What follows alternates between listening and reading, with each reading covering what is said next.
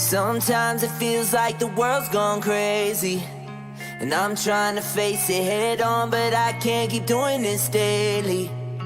What's going on? Sometimes it feels like the world is changing, and I can't escape it. Hell no, my God, what's happening lately?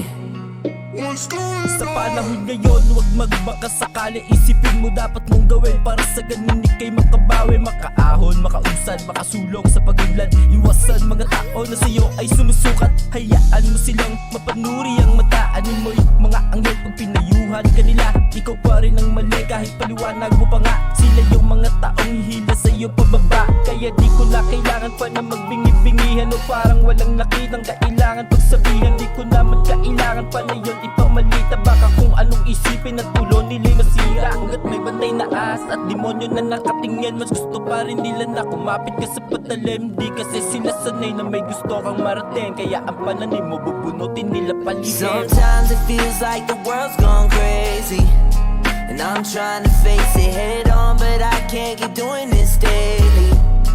What's going on? Sometimes it feels like the world is changing, and I can't escape it. Hell no, my God, what's happening lately?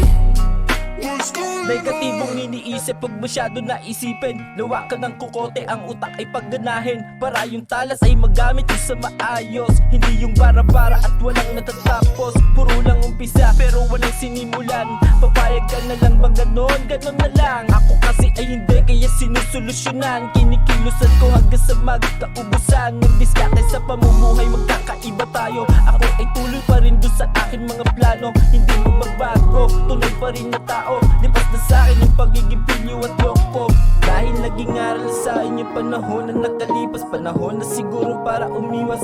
Kayo na po ang bahala sa akin, Panginoong Ama. Sa bagong yugto ng buhay ko'y walang sasayangin pahina. Sometimes it feels like the world's gone crazy, and I'm trying to face it head on, but I can't keep doing this daily. What's going on? Sometimes it feels like the world is changing, and I can't escape it. Hell no, my God, what's happening lately? What's going